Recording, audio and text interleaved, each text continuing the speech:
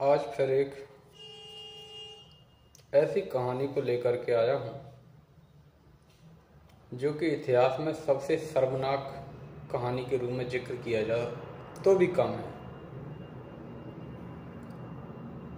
ऐसी कहानी जो सामाजिक स्तर पर बहुत ही निंदनीय मानी जाती है, लेकिन उस समय का इतिहास कहता है कि ये सब चलता रहता था।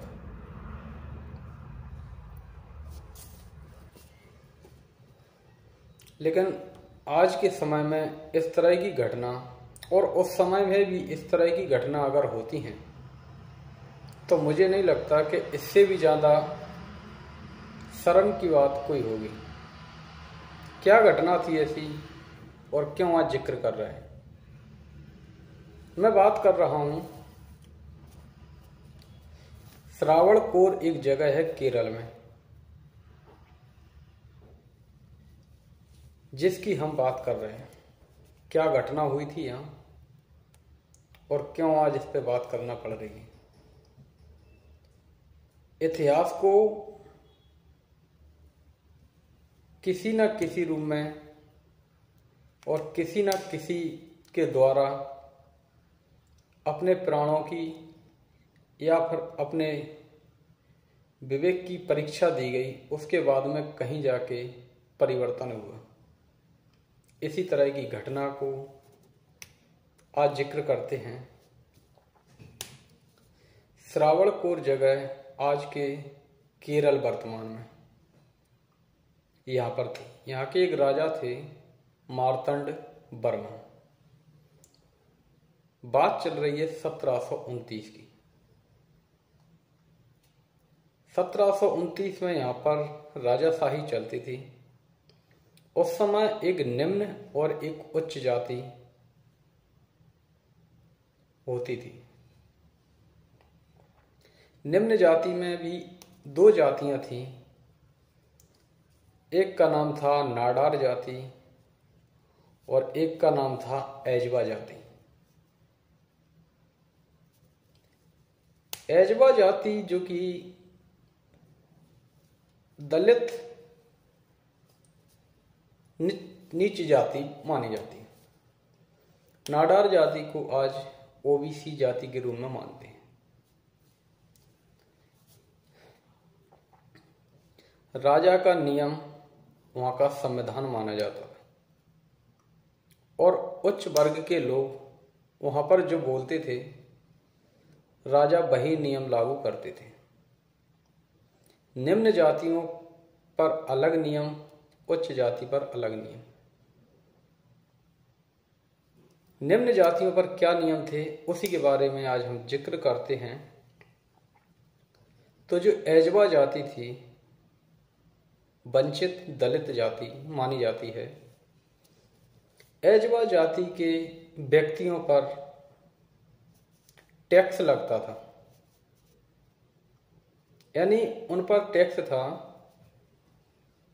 कि वो अपने सिर पर पगड़ी, गमछा या फिर किसी तरह का कपड़ा अपने सिर पर नहीं बांध सकते थे। अगर ऐसा करते तो उनके ऊपर टैक्स लगता था।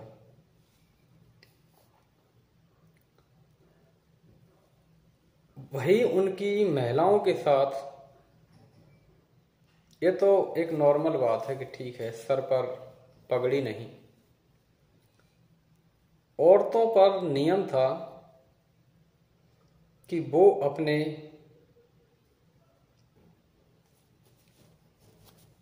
पेट से ऊपर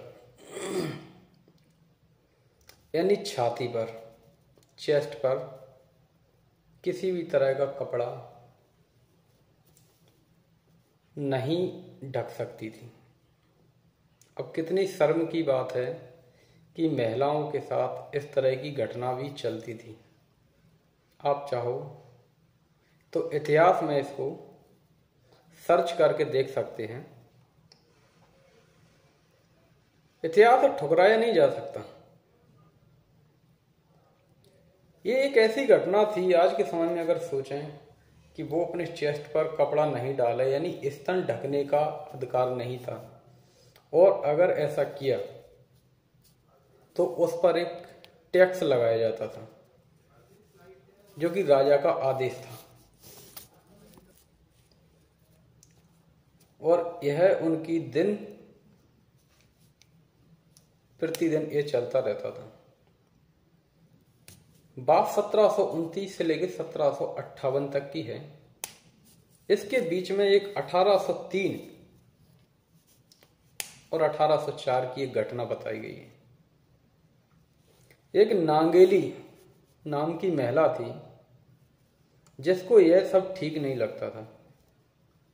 उसने क्या किया कि कपड़े से अपने स्तन ढकना शुरू कर दिए, यानी चेस्ट पर कपड़ा डालना शुरू कर दिया। लेकिन कुछ लोगों को यह बात बिल्कुल भी अच्छी नहीं लगी। समाज में फैल गई यह बात, और समाज से जाते जाते यह बात राजा के पास पहुंच गई। राजा को इसके बारे में जानकारी मिली, तो राजा ने अपने जो टैक्स का अधिकारी होता है उनको उसके घर पर भेजा और कहा कि जाओ टैक्स लेकर के आओ। बताते हैं उस समय जो टैक्स का अधिकारी था वो कुछ अपने साथ अच्छे खासे जो पहलवान टाइप के व्यक्ति थे उनको लेकर के चलता था। जब वो महिला के घर के पास पहुंचा तो महिला ने उसको टैक्स देने से मना कर दिया। बोले मेरे पास टैक्स नहीं है। तो उसके साथ उन लोगों ने डराया, धमकाया और जाति सूचक गालियां और निम्न तरह की उस समय की जो घटना आप सोच सकते हैं क्या हुआ होगा। मैं तो ये पढ़ा तो बड़ा अजीब सा लगा कि ऐसी भी घटना होती थी। इंटरनेट पर सब कुछ मिल जाता है। महिला के पास टैक्स नहीं था, तो वो बार बार मना करने के बाद में भी उसको ज्यादा परेशान करने लगे लोग। तो वो घर के अंदर गई और टैक्स जो है वो एक केले के पत्ते पर दिया जाता था।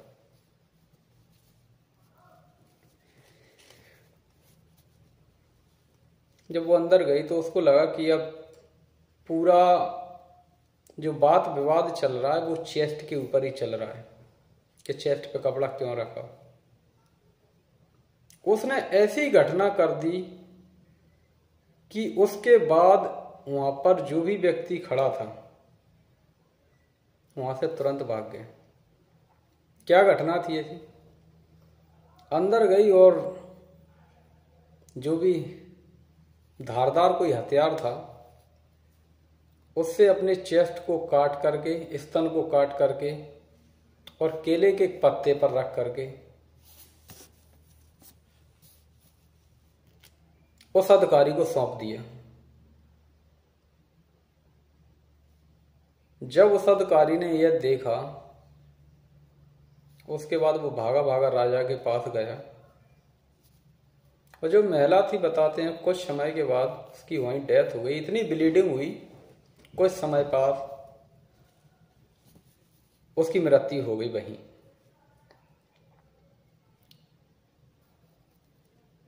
जब इस बात की जानकारी राजा को मिली और बहुत बड़ा एक विद्रोह छिड़ गया, तो राजा ने तुरंत ही आदेश निकाला कि सभी महिलाओं को अब से यानी कपड़ा ढकने का आदेश कर दिया। उस तरह का तो नहीं था जैसे उच्च वर्ग की महिलाएं कपड़ा पहनती थी, उस हिसाब से नहीं था, लेकिन वो इतनी बड़ी बात नहीं है। बात यह है कि स्तन ढकने का आदेश निकाल दिया। और कुछ इतिहासकार तो बताते हैं कि जब नागेली की मृत्यु हुई उसके बाद उसे जलाया गया तो उसके पति ने भी अपने आप को आग के हवाले कर दिया, एक सती प्रथा जैसा। कुछ इतिहासकार मानते हैं ऐसा। आज भी नांगेली की वहां पूजा की जाती है। जैसे उत्तर भारत में हम लोग कहानी सुनते हैं महारानी लक्ष्मीबाई की, झलकारी बाई की, अवंती बाई की, इस तरह की कहानियां सुनते हैं, उसी तरह वहाँ के लोग, केरल के लोग नागेली की कहानी सुन करके बड़े होते हैं। आज भी वहाँ उसके जो घर बना है वो वैसा ही बना है, उसकी मूर्ति लगी है जहाँ लोग उसकी आज भी पूजा करते हैं। टूरिस्ट आते हैं घूमने के लिए। आप और हम इस बात को नकार नहीं सकते कि ये इतिहास में कितनी निंदनीय घटना हुई होगी। दूसरी जाति थी एक नाडार जाति। वही ये सिर्फ जो एजवा जाति थी उसी को ये आदेश मिला कि आप कपड़ा ढकेंगे। नाडार जाति जो आज ओबीसी में आती है उसको आदेश नहीं था, वो कपड़ा नहीं ढक सकती थी। लेकिन फिर उनको भी कहीं ना कहीं परेशानी तो आती होगी, उन्होंने भी विरोध किया। और ये बात 1859 की, लगभग 1857 में क्रांति हुई, उसके 2 साल बाद की बात है। 1859 में 2 महिलाओं ने, नाडार जाति की महिलाओं ने भी वही काम किया, स्तन ढक लिया। उसके बाद उच्च कुल के लोगों को यह जानकारी मिली कि निम्न वर्ग के जो लोग हैं वो हमारी बराबरी करने लगे। उन्होंने राजा को बताया और राजा ने आदेश निकाला कि दोनों महिलाओं को जिन्होंने भी कपड़ा ढका है उन दोनों को फांसी दे दी जाए। जब उन दोनों महिलाओं को फांसी हुई तो नाडार जाति ने इतना विद्रोह कर दिया वहां कि राजा ने उसी दिन इस प्रकार की जो घटना थी, स्तन ढकने का आदेश वहां भी कर दिया। लेकिन फिर भी कुछ जातियां और भी थीं जिनको इस तरह की घटना चलती रहती थी। परंतु 1924 में जाके जब सभी लोग एक स्वतंत्र भारत की मांग के लिए तैयार होते थे, लड़ाइयां लड़ते थे, उसके बाद कहीं ना कहीं सभी महिलाओं को एक आदेश मिल गया कि सभी महिलाएं सब तरह के कपड़े पहन सकती हैं। तो ये कुछ ऐसी घटनाएं हैं इतिहास में, हम और तुम इसको पढ़ें और देखें इंटरनेट पे कि इस तरह की घटनाएं क्या ठीक थी या नहीं। कमेंट में बताएं। आप चाहें तो इंटरनेट पे सर्च करके देख सकते हैं। जब जब इतिहास में कुछ परिवर्तन हुआ तो किसी न किसी व्यक्ति ने अपने प्राणों की आहुति दी है, तब जाके कहीं इतिहास में बदलाव हुआ है। तो आज मैंने ये आपको 2 कहानी बताई हैं, इन्हें आप पढ़ें और सीखें।